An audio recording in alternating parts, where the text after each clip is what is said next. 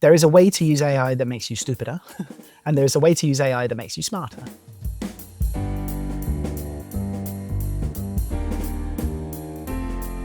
Welcome to the Our Hen House interview. I'm Jasmin Singer. I'm Mariann Sullivan.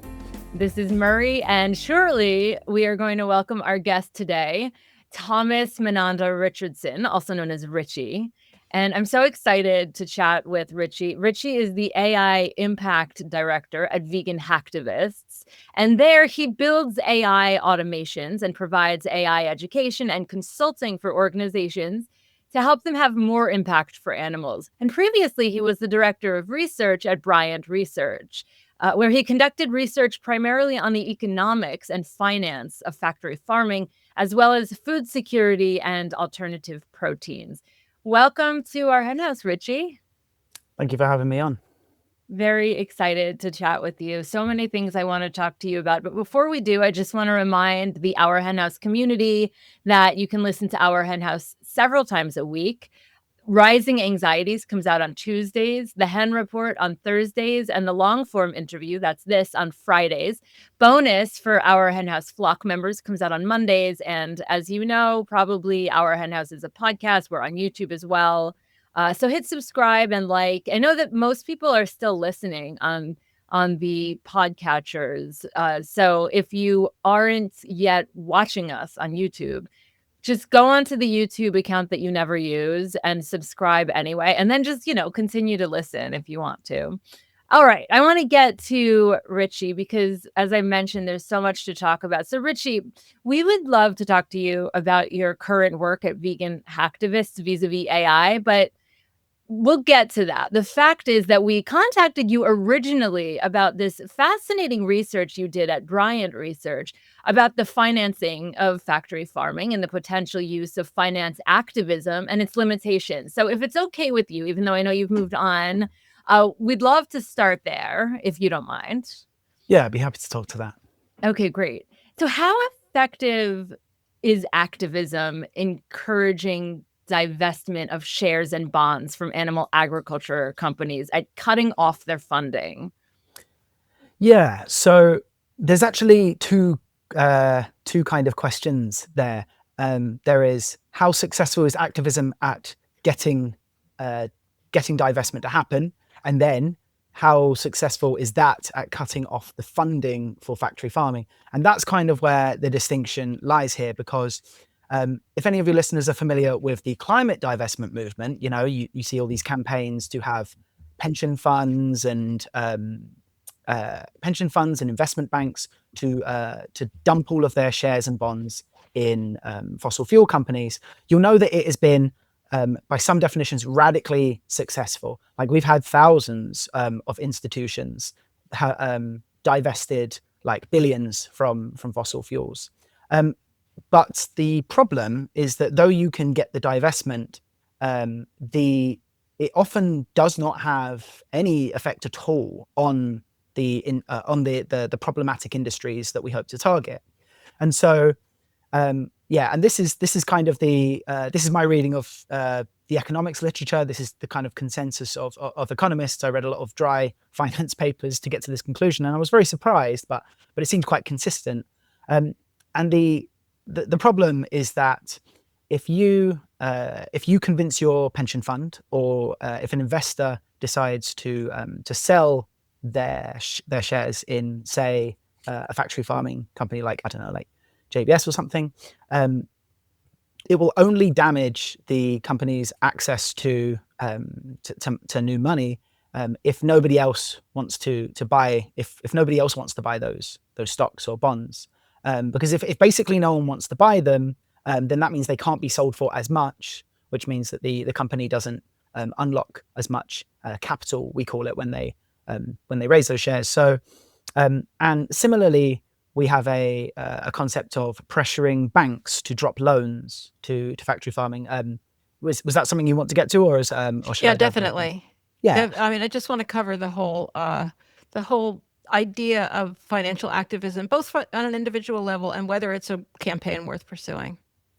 Yeah. So, so I'll also cover, there's another type what we might call lender pressure campaigns or bank pressure campaigns. And this is literally the case of you know that a bank is making loans for the development of, say, new factory farms or animal agriculture in general. If we pressure the bank to drop the loan, then the company doesn't get the loan, the company starves. That's the theory. And similarly, we've seen campaigns like this before. So famously in the US, the Standing Rock Sioux Nation used this tactic to fight against the Dakota Access Pipeline, right? Like some people wanted to build a giant oil pipeline through their land. Obviously, they weren't happy about it, and that's how they fought back.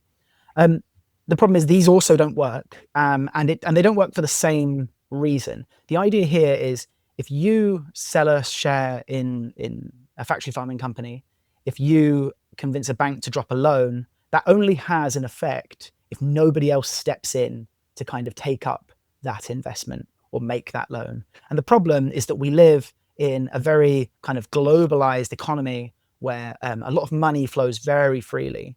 And so because of that, there's always someone else who is willing to step in. So for example, with the case of the Dakota Access Pipeline, through honestly incredible activist sustained pressure, they managed to get 7 banks to drop their loans for the access pipeline. But the problem is that these banks basically just sold their loans onto other less ethical banks who basically did not care about what the activists thought and did not care about the reputation. And that often happens. That happens with shares as well. So if you convince your pension fund to stop investing in factory farming, then another pension fund, whether it's in your country or in another country, may well just pick those shares up for about the same price. And so it doesn't really seem to affect these companies' access to money, to capital. Yeah, and I want to assure everybody that we are going to get to some somewhat less depressing thoughts on this topic. But one thing I thought of, and you're probably not old enough to remember this, but divestment, I mean, the big effort in my lifetime that I remember about divestment was South Africa stopping apartheid. And at least the story is that it was pretty successful. Is that because it was a very different kind of situation and involved a particular country and a particular political? What was the difference? Yeah, so this one's a great case study because kind of very soon after all of this, economists did study it, and initially they thought that it did affect some South African companies when, for context, basically when a lot of Western companies refused to do deals with them. But later research basically showed that it had that the divestment itself had very little effect on the companies in South Africa. Now, something we'll talk about a bit later with the reasons you might still want to do these campaigns is that it wasn't the divestment itself that hurt the companies, that hurt the regime. It was the fact that such a strong divestment movement sent a very clear signal to governments that this is what the people want. The people don't want, they don't want us to be dealing with these, with in this case, the South African regime. And so, and then what happened after that was that, as that many governments announced, for example, like trade embargoes and they basically, a lot of other governments put pressure on the apartheid regime. And that was what did the damage. That was what got things changed. So you can think of the divestment campaigns as not effective in themselves, but as a good, we could say, democratic stepping stone to government action, which did have an effect. Yeah, that is so fascinating, and it is how. I mean, I don't recall the details, but everybody knew about divestment. It was not a minor news story. It was something that was worldwide known that you were supposed to divest from South Africa. So I guess that's what we'll talk about. There's a lot more to this than just selling your shares. Aside from activism focused at institutional investors, people might think of this as similar to veganism, right? Like, if I refuse to eat animals, I certainly shouldn't be profiting from their deaths. So is it worth people changing their bank or their pension to one that does not invest in animal agriculture? Is that even possible? Yeah, so this is a great point, that regardless of the effect kind of on paper or on the industry, there is a question of is this living consistently with your values, right? So there might be some people, some vegans who say, I don't care if my lack of buying animal products ever hurts that industry. What I care about is that my conscience is clear. I have minimized my participation in the suffering of animals. And so, and I think that's a fine reason to, for example, to change your bank if your bank is investing in factory farming or animal agricultural practices that you don't like. If your pension fund refuses to divest from these companies, then choosing a different pension fund and letting them know, I think that can be worth doing. You're not necessarily very likely to have that direct effect as we talked about. However, if it's important to you to do that, to feel like you are really living your values, then I would recommend looking into it. Now, whether it's easy depends on the country you're in. So, for example, in the UK, by law, banks have to do it for you. Like, if I want to change my bank to another bank, I just tell both banks involved that I'm doing it. And I think legally they have to do it in like 7 days. So like your old bank has to make the switch. In other countries, it can be considerably harder. So it's worth looking at, how it is for your country. But more broadly, there is a project that may soon become an organization called Bank for Nature. And they are doing work on this. It's run by a guy called Rory Cardy. He is looking into, for example, like how easy is it in many different countries? What can it do? And trying to help people do that if they want to. So Bank for Nature would be one to look into. I just want to jump in real quick. Mariann, sorry to step on you here. There's just two things that I wanted to add. One is that we have a podcast listener, hopefully currently still, because she used to reach out to me a lot about this issue. And frankly, I had no idea how to advise her or what to say. Like, it was, my wife for a long time was using a credit union and not a big bank because of the ethics. But like, I find it unbelievably difficult to navigate through this in the US. I hope she's listening to this. I hope she didn't get frustrated with me and stop listening. And then the second thing I wanted to say, and this is just occurring to me now, so it's possible I'm going to get some of this wrong. I hope not. If I am, maybe one of you will know.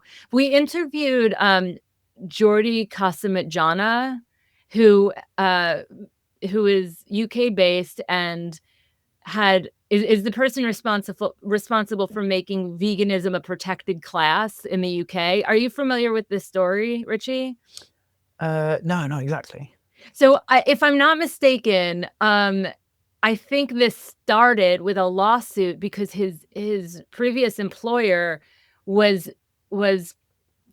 funding his pension through companies that were exploiting animals, and he wanted out of that, and they said he couldn't change it. So he got fired ultimately, and he sued, and I believe he won, and then that's how this whole thing started.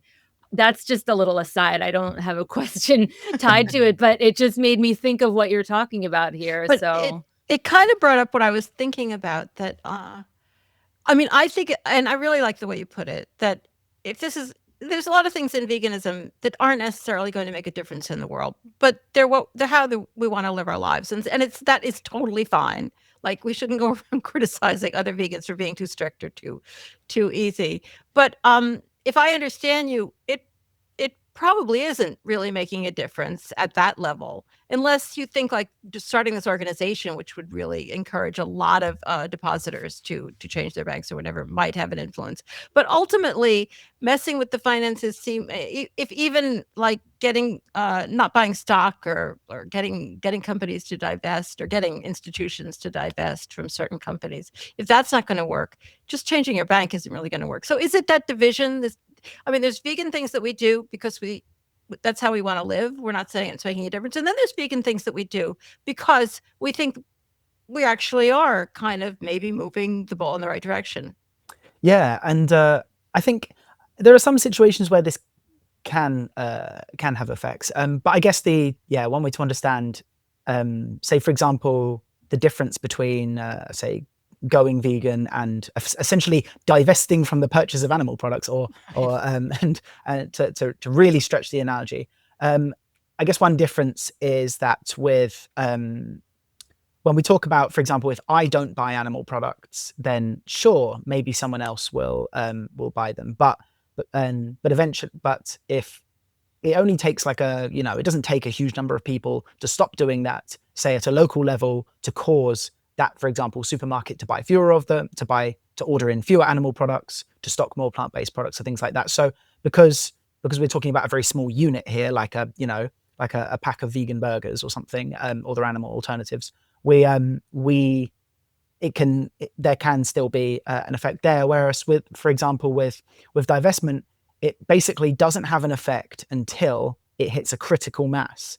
Now we don't exactly know what this critical mass is, but there was one finance paper in 2025 estimated that 85% of all the wealth in the USA would have to be divested from fossil fuels before the fossil fuel companies felt any real impact. Wow. And that's kind of, imagine if I told you that we will not see any drop in JBS's profits or Tyson's profits until 85% of the population is vegan. Like, obviously we will see dents in these companies well before we reach that, right? But yeah, we're with these, because of the way like finance works and travels, it might be that high, which is kind of which can be a little bit depressing. God. Yeah, that is pretty depressing. You'll have to bring us back before we finish this, Richie. I do have some good news, yes. What would you say, like, what kinds of risks are persuasive to investors or banks in dissuading them from investing in an industry? And why doesn't factory farming fit the bill, at least yet? Well, I think interestingly, it can definitely fit the bill. Realistically, most investors don't know about this, right? It's not on the factory farming as although we are, and many of the listeners will be well aware of the giant list of problems of factory farming.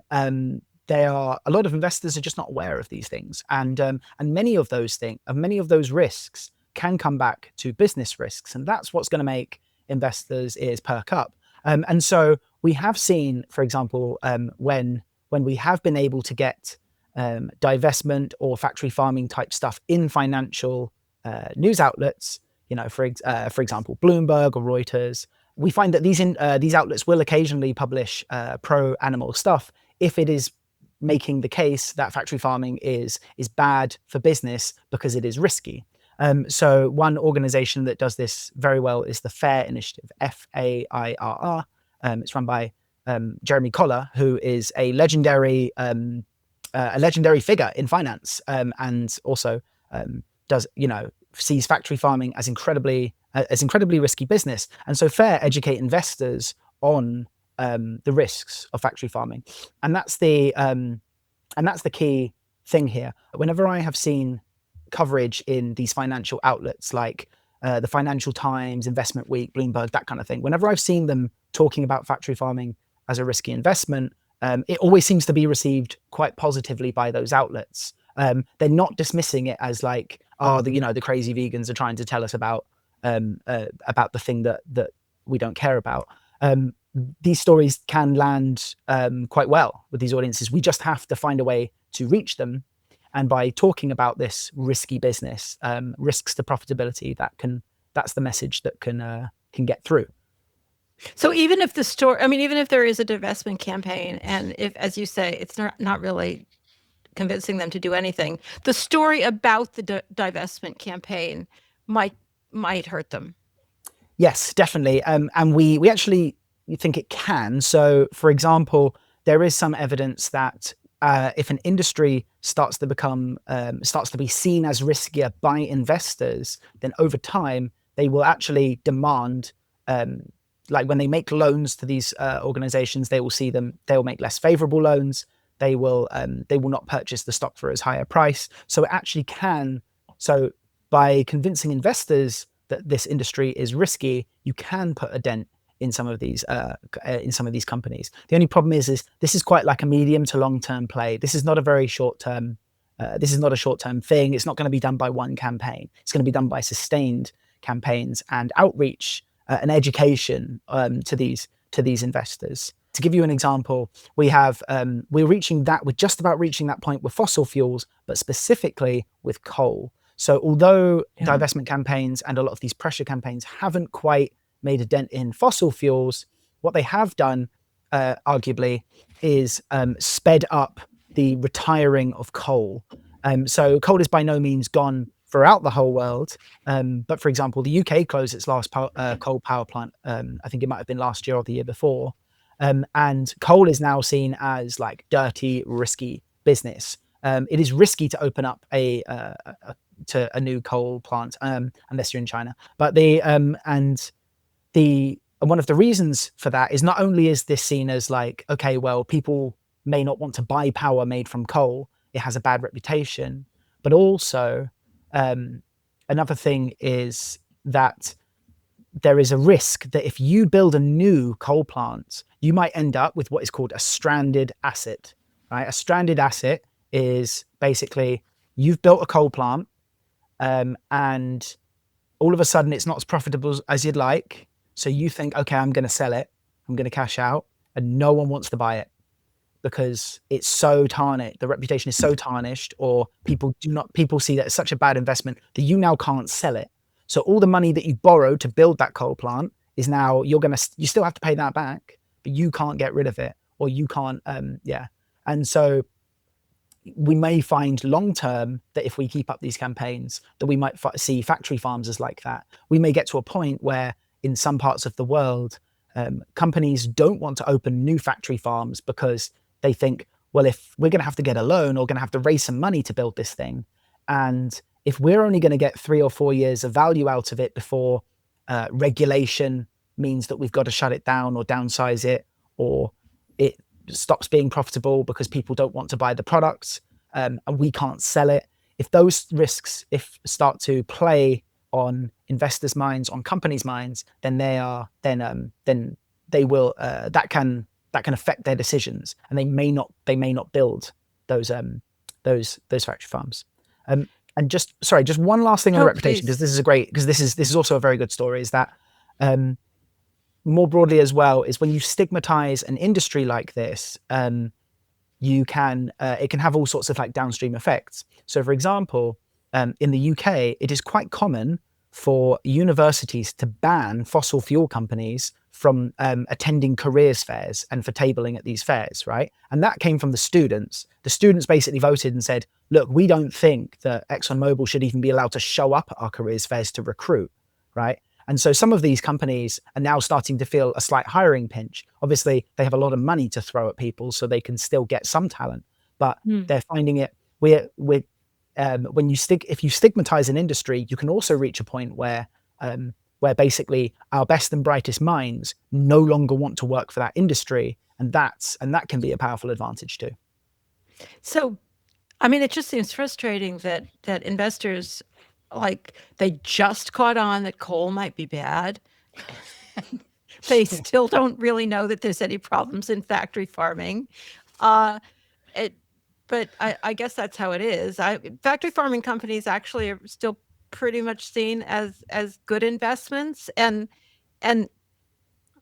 are you saying that it's specifically like a really good target to try to get into the financial press as opposed to just press generally? That should be really the target in order to maybe adjust? Because it's not like we just like animals and they don't, and so we're making all this stuff up. I mean, this is an industry that is like unless we're all crazy, it's just incredibly destructive. But how much does it take to get them to notice that? What is wrong with them? Can you answer that? Yeah. And I mean, I always, I like to see the good in people. I like to assume ignorance before malice. So they say, I think the thing as well though, but in this case, I think the key thing here is there's there's probably this weird compartmentalization going on where a lot of these investors probably, some of them might know that the industry is bad, or they might read that the industry is bad. But the thing is when they are within the four walls of their company, what does not matter is whether an industry is bad. What matters is whether an industry is bad for business. Unfortunately, but sooner or later, I mean, if you don't have a planet anymore, it's hard to do business. Yeah, and this is the case we have to make. First, there is this idea that it might ruin the whole planet, but we can. I think we can still pitch these as investment risks. So, for example, say we're talking about factory chicken farms. They are, as we know, they are unfortunately hotbeds of disease. Right, we are likely to get new diseases erupting on these factory farms. The conditions under which we farm these chickens are like almost optimized to produce new diseases, right? And it's tragic when we hear that bird flu has broken out in a particular kind of farm, in inverted commas. I don't think of these as farms. It means that the entire herd may need to be culled, right? And we think of that as I think we should, as a tragic loss of life, as a lot of suffering of sentient beings. But we can also make the argument that the farmer lost a lot, invested in a product that he did not get to sell, right? This is, and it sounds hard, and it can be hard to talk about animals in these terms, but these framings can be persuasive, right? If you have invested in millions of chickens and you hope to then sell them at a profit, if they are all wiped out by bird flu, then your investment has been damaged. If you cannot get government compensation, which I can assure you, in the United States, you can.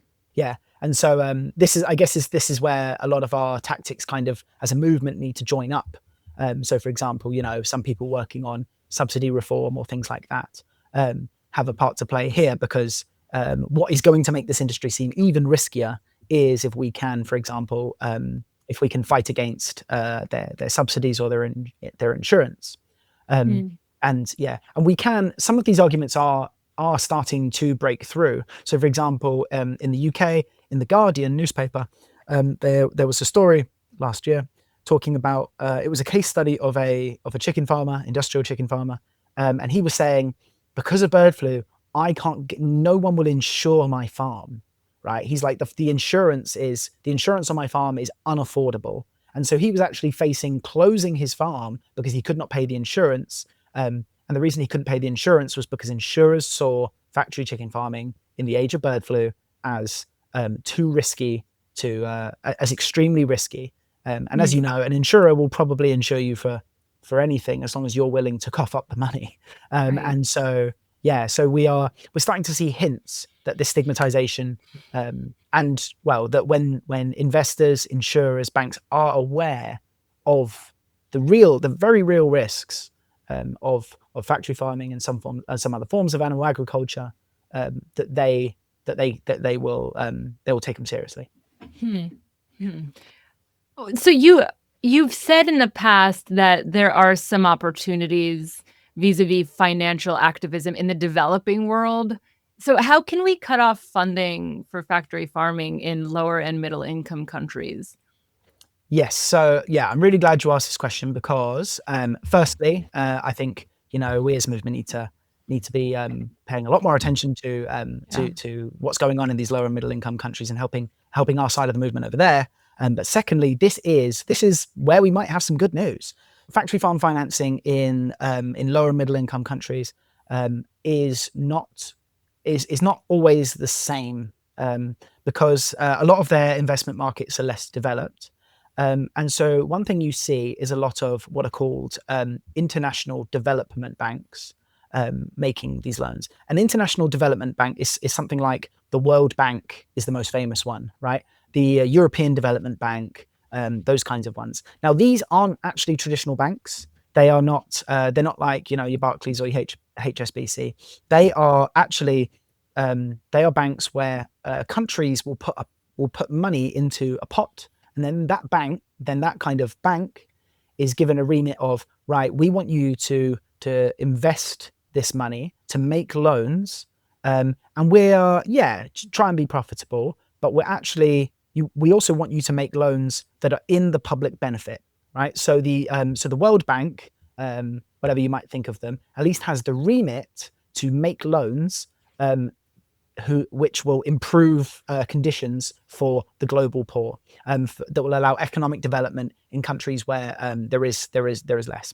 And so there's a very important difference between these international development banks and regular commercial banks, and that difference is this idea called optionality.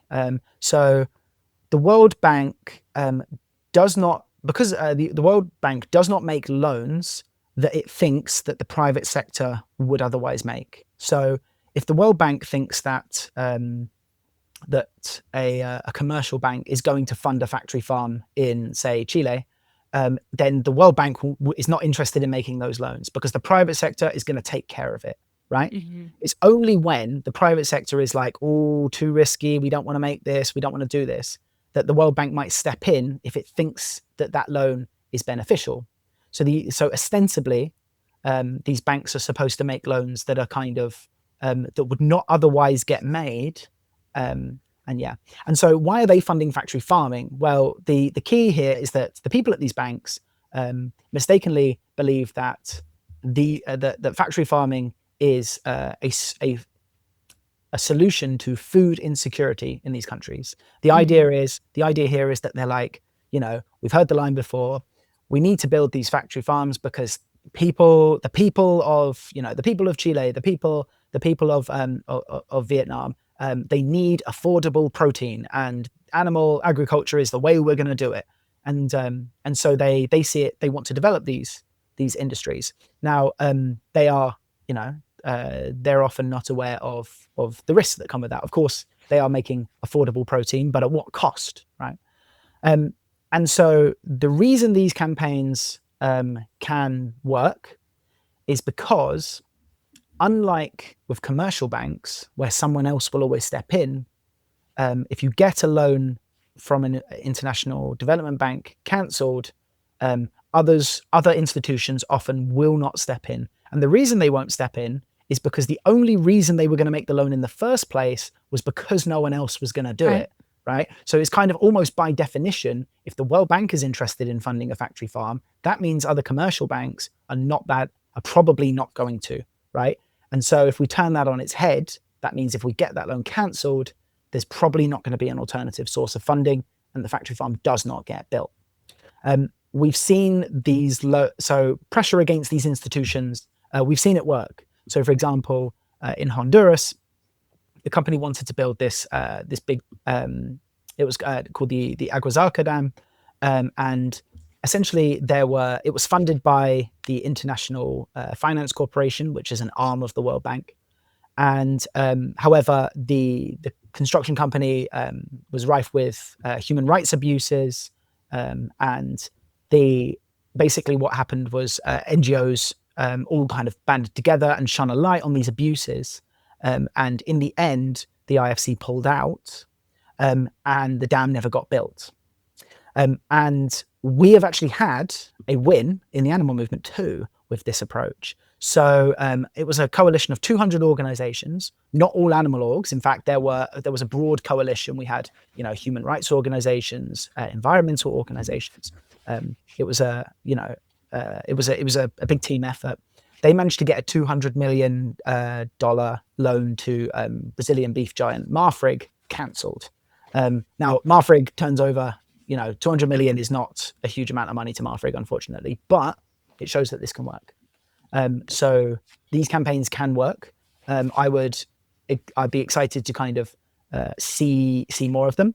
In the Global South, one of the main players in these campaigns is Synergia Animal. They operate primarily in Latin America and in Southeast Asia, I believe. They've been doing some really great work on this too, particularly targeting the World Bank to get it to stop funding factory farming. Can I just say something completely unrelated? This dog is like, will not get comfortable. And so I apologize, but I'm putting my feet up on my desk in order to try and get him to get comfortable. Whatever you need to do to make him comfortable. I want to feel him comfortable as much as you. It's priority.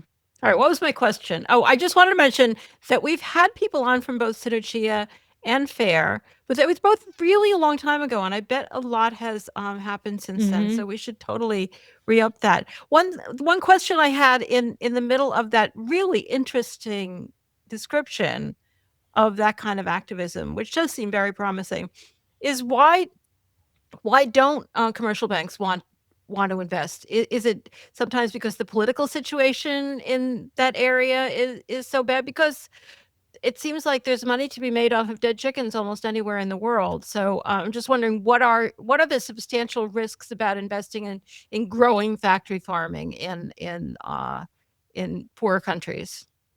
Yeah, so I'm not an investment expert in lower middle income countries in general, but some things that we might imagine are risks is that. So firstly, banks don't have unlimited amounts of money, so it's always a case of, do I make this loan or this loan? Do I invest here or there? And so it's about which ones are the most profitable. So it might be that yes, a factory chicken farm in Cambodia would turn a profit, but the margin is just not there enough to justify the investment, or something like that. Like it's not going to make enough profit to really be worth the time. Particularly in some of these countries, the banks may not have specialists, investment specialists or officers in those countries. So they actually just don't have as much information, and that uncertainty can stop them from making the investments, particularly when they're smaller ones. There is also a case that something that is particularly prevalent in, unfortunately, in sub-Saharan African countries is that there can be quite a lot of, it can often be about the government, right? So you don't want to, I don't want to spend billions building anything in a country where there is a very real chance that they may overthrow their government in the next 5 years, because my factory might get burnt down, and that kind of thing. Like that would be the logic. Or on the other hand, if a government is too stable, so then that can also be a problem. So, for example, if you have someone in power for 25 years, and for example, too stable is a very nice way of putting that. Yeah, like euphemistically. So, for example, I might not want to build something in Russia because I am just one bad conversation with Putin away from having it confiscated from me, right? And so this is that. So there is that idea in which, okay, what's the government going to do? What are the people going to do? There are often plenty of risks, and this is why, for example, the World Bank. So one of the reasons that they relentlessly push free market capitalism for all all what you think of it is that they believe that when a country has a very kind of free and open market, very fluid, very dynamic, then that is attractive to investors. So it means that more money will pour into that country, and then hopefully that country will develop. Doesn't always work that way, of course, but that is the operating model that these banks are working from. Okay, I mean, this, I could talk about this all day. I think it's so interesting, but I'm going to stop asking follow-up questions because I also want to talk about AI, and that's your whole. We're going to the whole completely separate second interview here because that's your new job. Yes. As we mentioned, you're at Vegan Hacktivists, and I think you just started there. And interestingly, you're working with Stephen Rauch. Yeah. And he was on the podcast very recently. I feel like we've covered it all, but he actually was on recently. Yeah, but before he started working there, on his great newsletter for activists, Connect for Animals. Anyway, tell us what you're doing there, and then we want to know everything that we need to know about AI, and we want you to tell us that in 20 minutes or less. Yeah, I'll just give you the 20-minute, all the cheat codes. Now, yes, so Stephen is my co-director, and both of us are there. Yeah, so both of us have joined we have founded Vegan Hacktivists AI services team. So for many years, Vegan Hacktivists has been the kind of one of the homes of tech in the animal movement. Animal protection orgs have always just been able to apply to Vegan Hacktivists for free tech consulting, whether that's advice or we built half the websites in the movement apparently, or whether it's like getting apps built or things like that. And so we want to. So me and Stephen are now branching that into AI services. So any org working to build a better world for animals will be able to apply to Vegan Hacktivists with their AI needs, right? Maybe they need some training or advice. Maybe their executives need coaching. Maybe they need an AI automation built for them that would lighten the load on their beleaguered staff members. And if accepted, of course, we unfortunately can't accept everyone, but if accepted, we would just provide that service to you completely for free. And so not only is this service, quite valuable, AI consulting does not come cheap, but also we hope to kind of continue kind of Vegan Hacktivists' reputation as being trusted, right? Because if you go on LinkedIn, you can't, you can't go 5 minutes without seeing someone styling themselves as an AI consultant. It's very new. There are lots of people, lots of snake oil salesmen about. And so we want to be a trusted voice of AI in the movement. And me and Stephen have been doing AI consulting kind of informally for about 2 or 3 years now. And so we're really glad to be kind of bringing it in-house with Vegan Hacktivists so that we can basically offer it for free to anyone in the movement who needs it. That's amazing. I have a question for you, and there are so many technical ways of asking this question, and I'm going to do none of that. So try and follow me here. I know that we're in a moment in our society right now where we have a real opportunity to be indexing information into AI training. And I've heard a lot of buzz from animal rights folks about how we really need to jump onto that bandwagon and make sure that we are sort of feeding this information into AI in a way that can affect or impact generations to come when it comes to accessing the right answers. Can you take what I just said and make it make sense? and what is the opportunity? Am I on to, am I right that there is a moment in time that we're at now? And if so, what is that opportunity for animal rights folks specifically? Yeah, there are multiple opportunities there, and that all did make sense. So a couple of things. So the first thing is that if you simply by posting high quality content online, there is now a chance that just as people might have stumbled across your work on Google, ChatGPT might choose to cite your answer. So for example, the organization Inside Animal Ag, they write these great breakdowns of factory farming and the problems with it. If you ask ChatGPT about factory farming, quite often it will cite Inside Animal Ag. So there's work that we can be doing in the past, we had search engine optimization, right? We had experts talking, how can you get your stuff to rank on Google? There is a new emerging discipline of what some people call generative answer optimization. It's got a load of things, or AI engine optimization. It's got a ton of names, but all it means is how can you structure your content to make it appealing enough to ChatGPT or Gemini so that it cites you in its answers.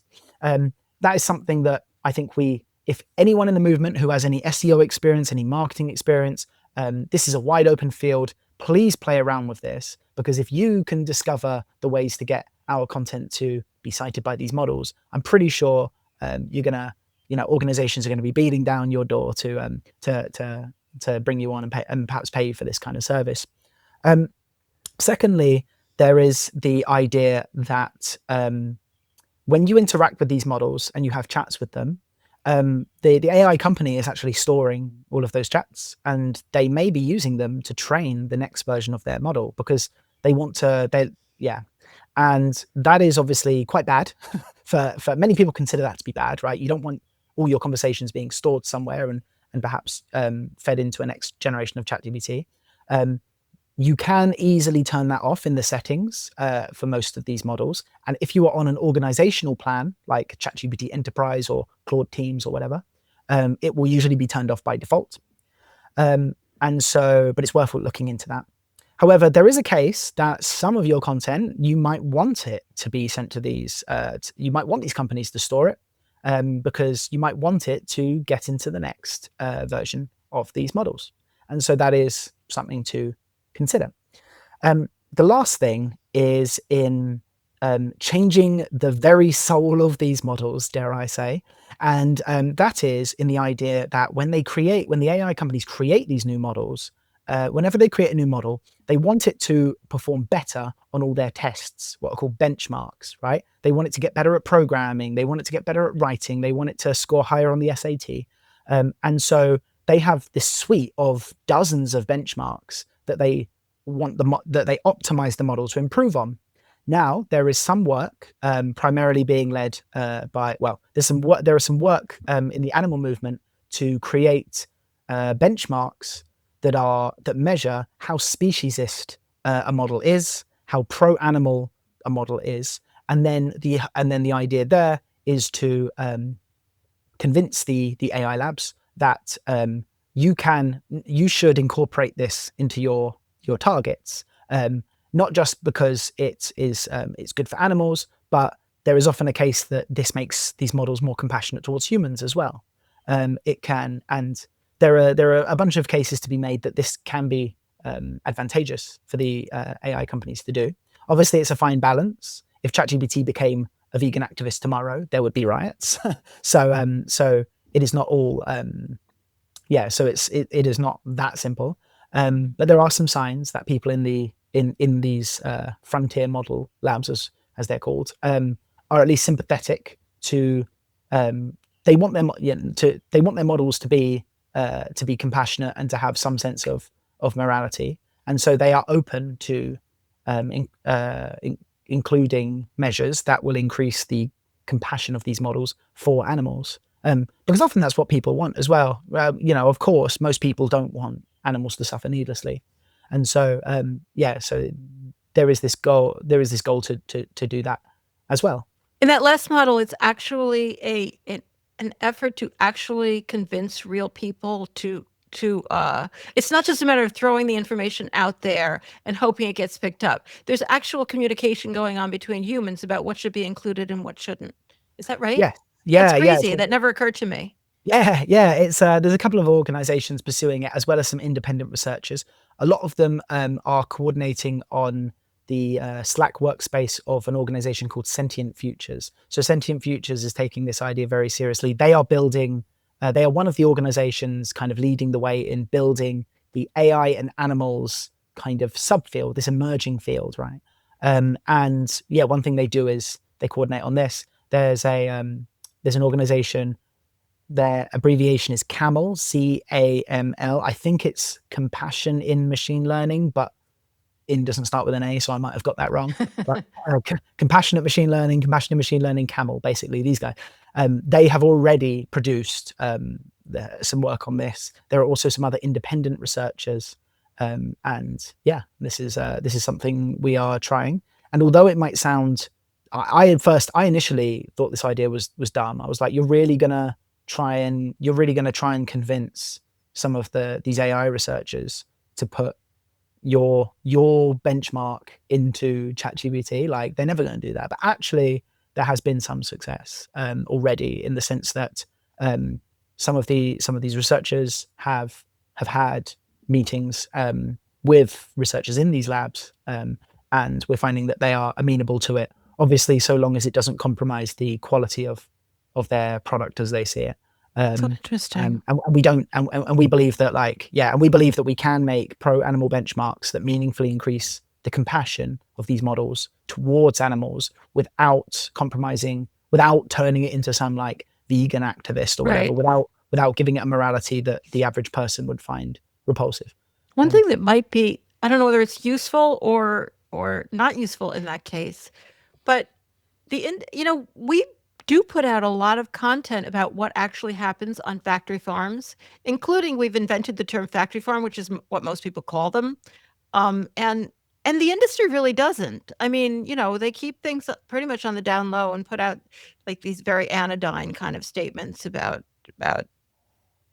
what animal farming is like. So that seems like a huge advantage here. So I mean, even though the industry is so much bigger than we are, we're probably producing more content on this particular issue than they are. Yeah, we definitely are, and it's, I think it could be some kind of consolation as well that that kind of all those years, I think that many of us have spent seemingly shouting into the void of the internet, why don't people care about animals? That some of it may be filtering through, and it's worth noting that if you go onto some of these models, if you go onto like ChatGPT or Claude or Gemini, and you ask it about these issues. You might want to make sure you do it either logged out of your account or in a temporary window, so it doesn't use its knowledge of you to give you what you want. Yeah. But you can, if you put it in an incognito mode or log out and you talk to it about animal agriculture, try and be as like non-leading as possible. You will find that these models are well aware of these issues. Bizarre. What I feel like I'm living in the Jetsons suddenly. Oh, in the Jetsons, everybody only had to work 3 hours a week, and that's not how this is going for most of us. Yeah. The Jetsons saw a benign future without Elon Musk. I just wanted to tell Richie that the Jetsons was a TV cartoon on in the United States, like. Oh, I did watch it when I was a small child. Oh, yes, all right. yeah. All right. So I'm 30. Yeah, I'm 33. It was very so old by then, so I thought it was in the UK. It was on the Cartoon. It was on the Cartoon Network. I kind of watched it as a small child too. So it was a really good show. Yeah.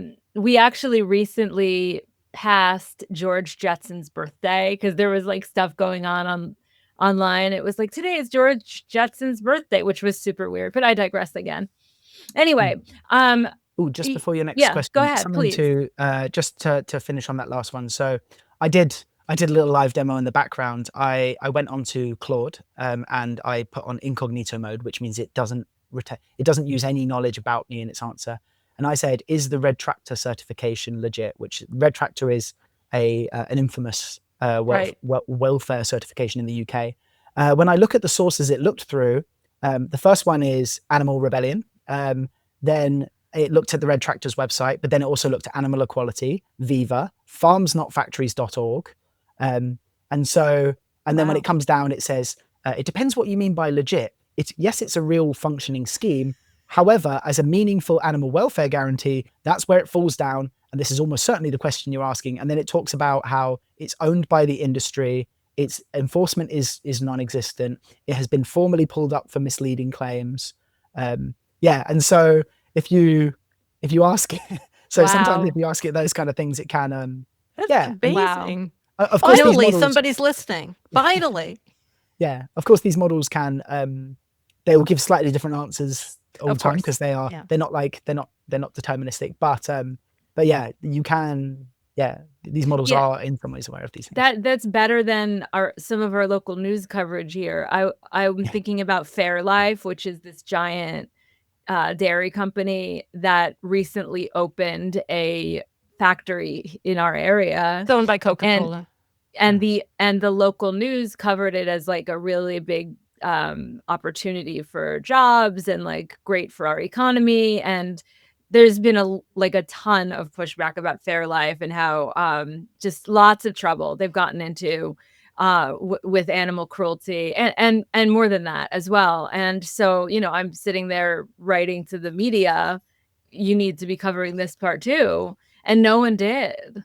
And it's like, you just read a much more, even keeled, fair, I think, although I'm extremely biased, but assessment of a similar situation. So I never get excited, Richie, like from an interview. She does not. It's either stuff I know already or stuff that's depressing, but this is kind of exciting. Well, that was where I was going. Richie, I want to know what you're excited about with this, but I also want to know what the risks are. So what do you think? Like what excites you? Yeah. So what excites me is that we're already seeing the potential of organizations who really master AI, or at least who really put in the effort to learn AI. Like no one's a master. I wouldn't even say I'm a master actually. And it keeps changing. So, but the people who put in the time to get good at AI are really seeing outsized benefits. So I'll give you one example. So in Q4 last year, like September to December, me, Stephen, and some others ran a course called Amplify for Animals. It was a 12-week free zero to hero AI course open to the whole animal movement, backed by funders. And one of the stories we got from that was from Chris Platt, who is the director of the UK's Conservative Animal Welfare Foundation. So they are like the voice of the animal movement in the Conservative Party, a very interesting organization. Anyway, he told me about how he had been hit with an uncomfortable kind of thing for a small org of maybe 5 or 6 people, double maternity leave, right? So 2 of his staff, and I think Corf must only be about 5 to 7 people, but 2 of them were off with maternity leave, right? And also, some other staff were having some health problems as well. So he was basically in a situation where all of a sudden, he's busy at the best of times. Every animal activist is, but now he was facing a workload that was just totally overwhelming. Using what he learned in our course, he managed to he used AI to help him, for example, with some research, with some comms stuff. And he told me that although he was never able to achieve the same quality that his staff could achieve, because obviously they are the experts, basically AI was the thing that kept his org from basically having to shut down for 9 months. Wow. From becoming so capacity constrained that all they could do was just keep everything, keep the ship afloat, right? But instead he could actually carry on, with new campaigns, and some semblance of business as usual. So that's like two staff members out of a very small organization. Things like that.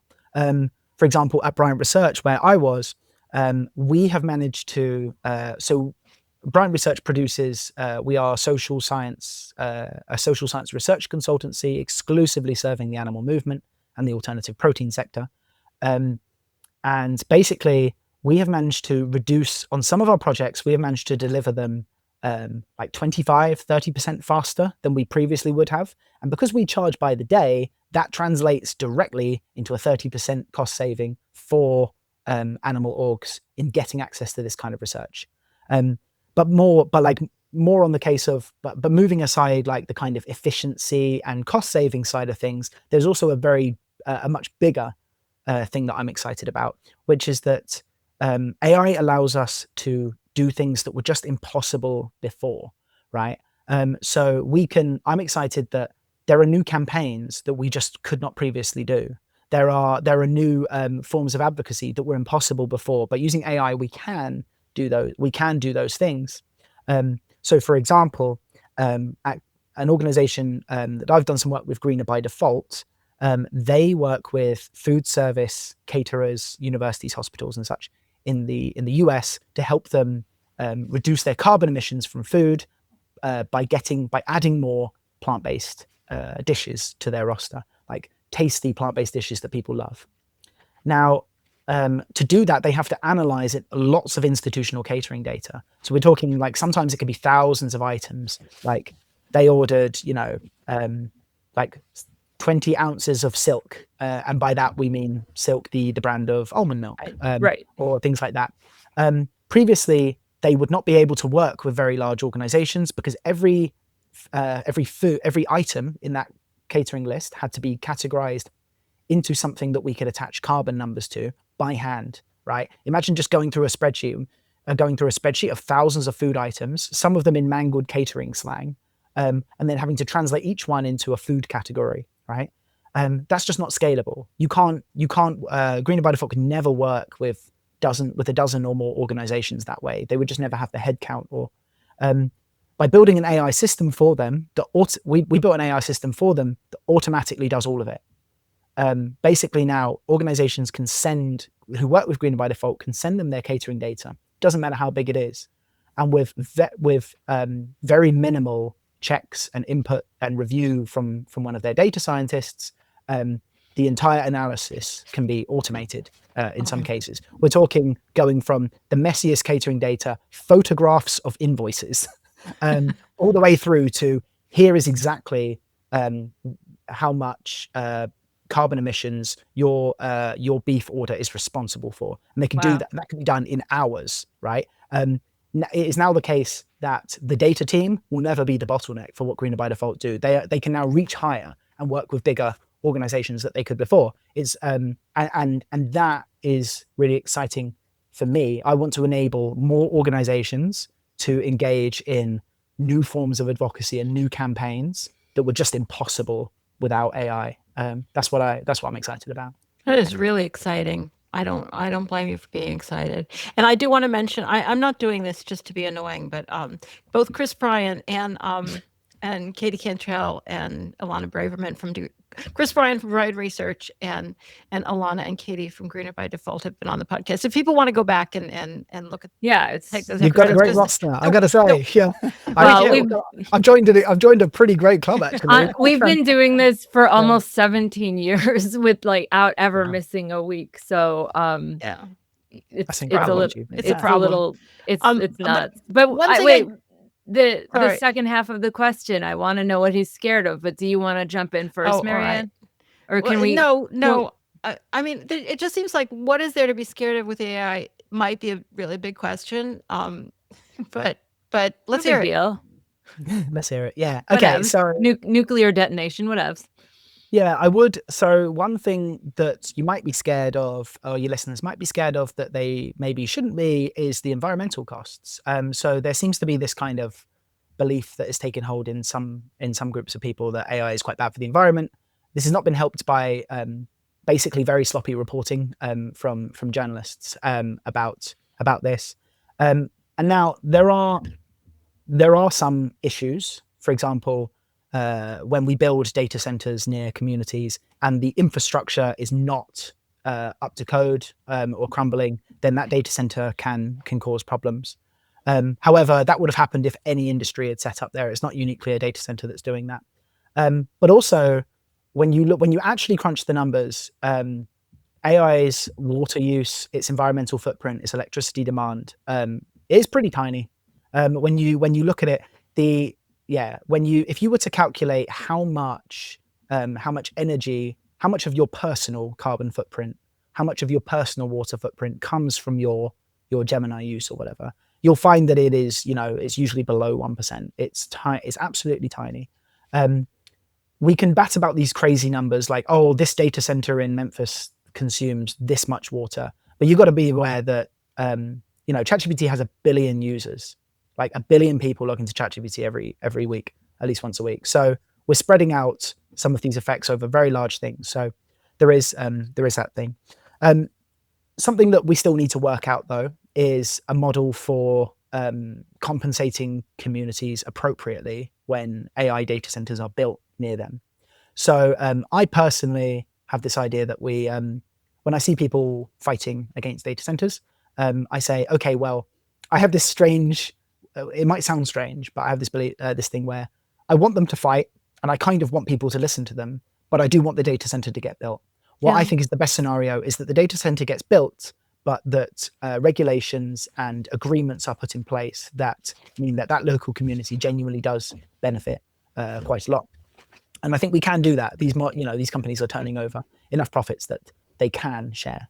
And so there is this, I'm in this situation of wanting lots of data centers to get built, but I also support calls for regulations of these things and campaigns that attempt to keep them honest or otherwise block them. So there is that's the issue of the environment. It's not very high, basically, especially when we compare it to animal products. There's a piece on the Bryant Research website where we looked at, okay, how much water goes into making a beef burger versus 1,000 ChatGPT queries. And it's one of those graphs where you can't even see the ChatGPT query. Like it's basically not on the graph. And so, to people who still eat animal products, you have a far more potent lever for addressing your climate impacts if you choose to accept it. And so the environment is thankfully not as much of a deal as people think. Probably one That's other great. one that, I'm so glad to hear that. Honestly, like you just You just saved me at least an hour of sleep a night. Can I do one caveat or just question? Like, I mean, this is enormously relieving information and makes me feel less hesitant about it. But at the same time, even if each query only takes up this minuscule amount of electricity, we have invented a new technology that means that billions and billions and trillions of these tiny little inquiries are going to be made. So taken as my individual contribution, may be small, but taken as an industry to add to the world, seems like it still has to be thought out, which I guess you're not saying it doesn't have to be thought out, but it's not nothing. But I do love the argument to anybody who brings it up to say, well, that glass of milk you just drank produced used up about 1 million times more water than that. But is it true that we are adding a huge load to our grid, our grid and our water and all of it, even though each person is only responsible for a small amount? Yeah. So the answer is basically that taken at the country level, at the county level, no, we're not adding much at all. The only problem is that in many countries, particularly America, the infrastructure is just decaying and has been underinvested in for a very long time. So almost always when you hear in the news about a data center caused, taps to run dry, a sinkhole to open up or whatever, whenever you hear these negative stories, it's never really the data center that did it. It was the fact that the basically any sizable industry that's set up there would have had the exact same effect. Which is not to say that the data center is totally blameless here. But but it is to say that AI is not uniquely bad in this sense. There's also the case that when you drill down to the local, something that doesn't stress the grid at a state level might stress the grid at a town level. So that's something you may want to look into. Okay. But I do think that it's a fair point that we are nonetheless adding a new polluting industry. A couple of things that can go there. So firstly, it is possible for data centers to run entirely on renewable energy. So we can just we can fight for that. That would be great. And in fact, if these data centers are very profitable and there are, for example, say there was a law that meant they could only run on renewable energy, now all of a sudden you've got the big powerful tech companies trying to build as much solar wind as they can. Yeah. So we can, so it could actually work out to our benefit.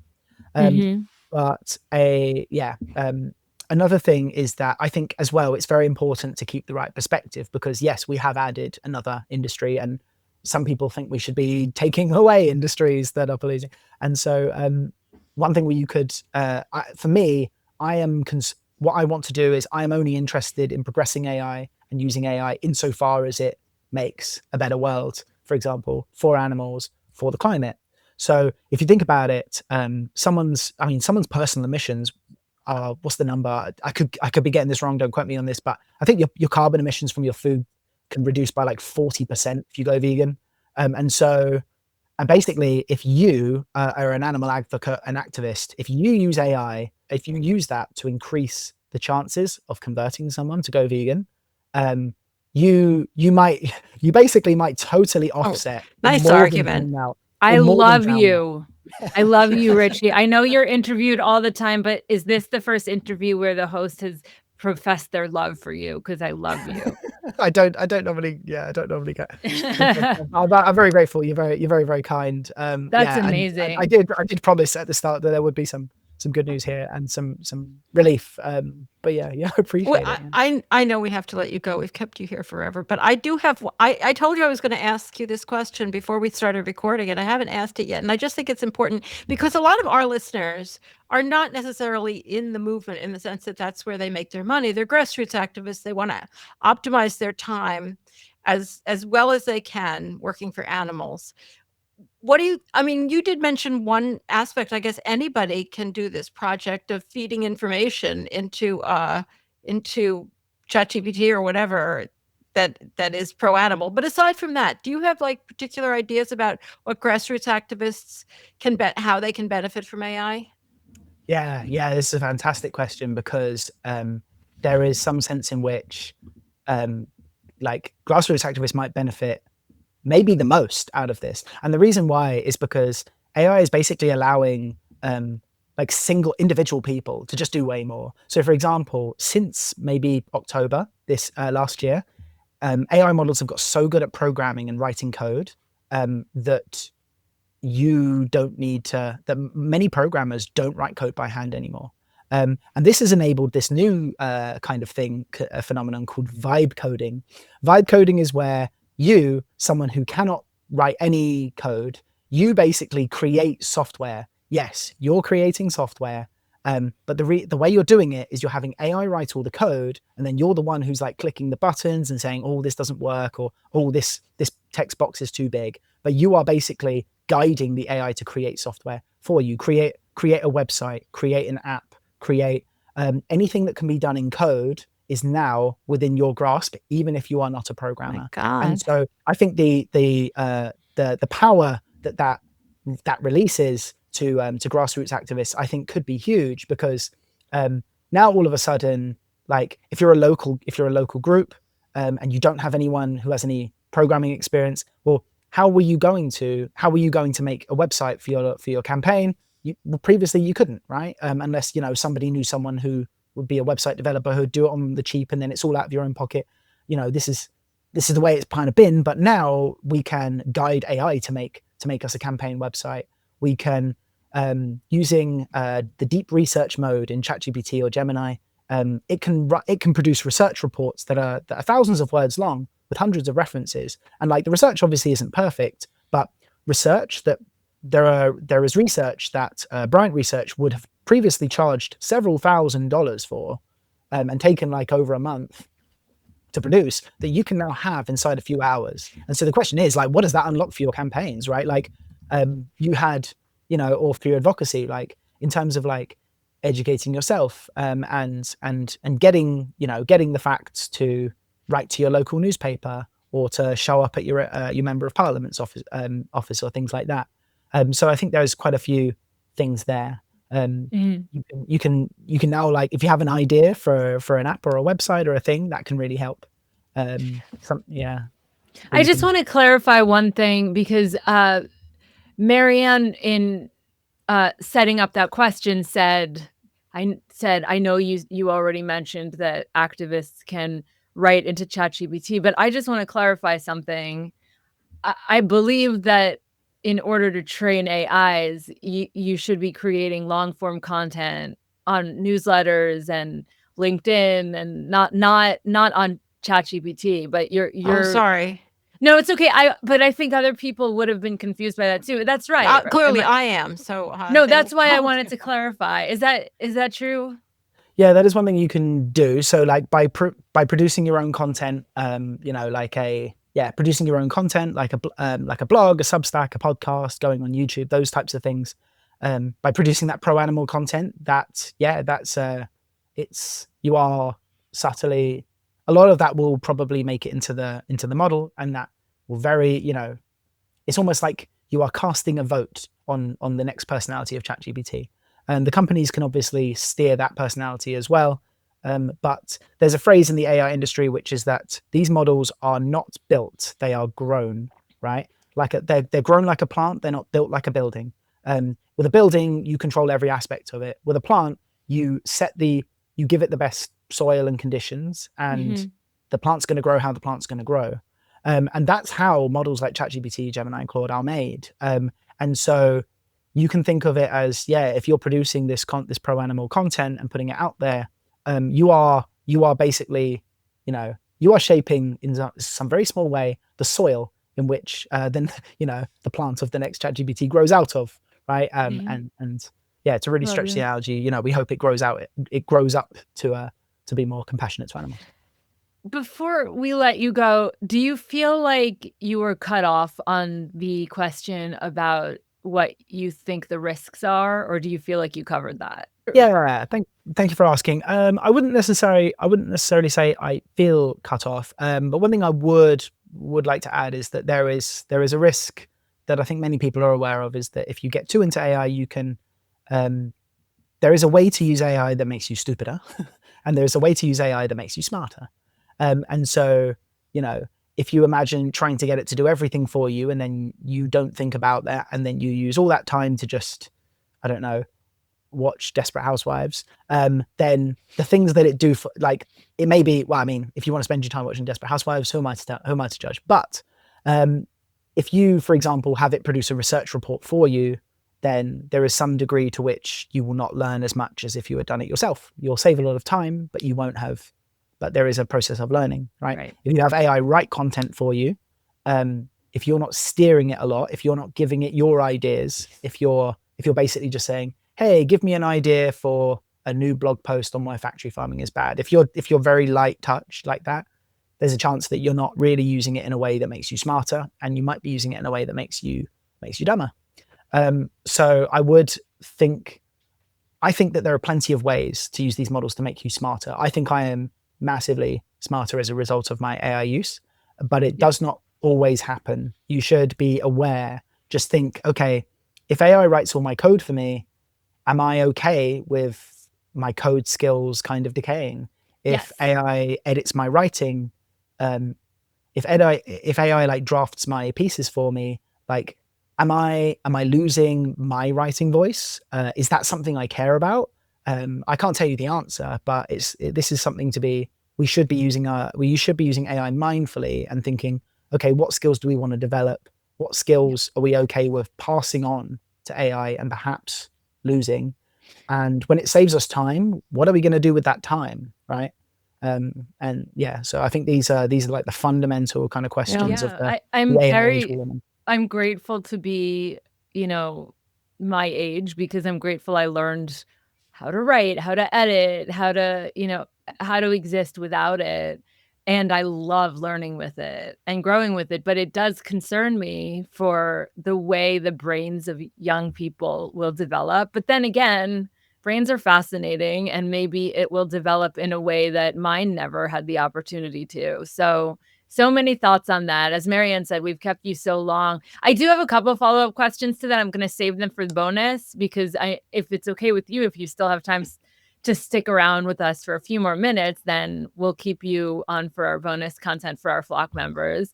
Thomas Manandhar Richardson, who goes by Richie. And I just really appreciate the work you're doing. Please tell our listeners how they can find you online and support your efforts. Yes. So I'll pass on my LinkedIn to you guys in the show notes, to put in the show notes. I am active on the Hive Slack group. It's like an animal advocacy Slack group. You can also, I have a Substack where mostly I talk about how animal advocates can use AI. Again, I'll pass the link on. If you are an organization that is looking to, that needs some help with the AI, unfortunately, Vegan Hacktivists closed our applications for this quarter last week, but towards the start of next quarter, you can go on the Vegan Hacktivists website and apply to have my team help you with your AI needs. And lastly, something that we are going to be announcing very soon, you guys get a preview, is that our Amplify for Animals free AI courses for animal advocates is returning. We are hoping to start offering our first course about a month from now, and we're preparing the kind of announcements that will go out on the fast list, and we're going to put it everywhere. And so again, we'll be offering free AI courses on things like Automate, on how you can build your own automations, how you can use AI for strategic decision making, and we'll also be rerunning our beginners course as well. And we're going to be providing these courses through till the end of the year, and maybe even beyond. So if you can go to the Vegan Hacktivist website to sign up to be kept abreast of those things. Yes, because Wonderful. we would love to have you. We're anticipating hundreds of people, and we want to teach you all how to master AI. Wonderful. That is so cool. Richie, thank you so much for joining us today. And if you're a flock member, you'll get a little bit of extra of this chit chat. I would not call it a chit chat. This has been kind of mind blowing. on Monday. So if you're a Flock member, check that out. And if you're not a Flock member and you're interested in joining, you can go to ourhenhouse.org/support. Our Hen House is a nonprofit, so your donations are tax exempt to the full extent of the law. And thank you so much, not only to our guest Richie, but to Vicky Beechler and Jen Riley for their work in helping Our Hen House to be what it is. Make sure you catch our next episode of Rising Anxieties on Tuesday. Be sure to follow us on all of the socials, and we will talk to you very soon.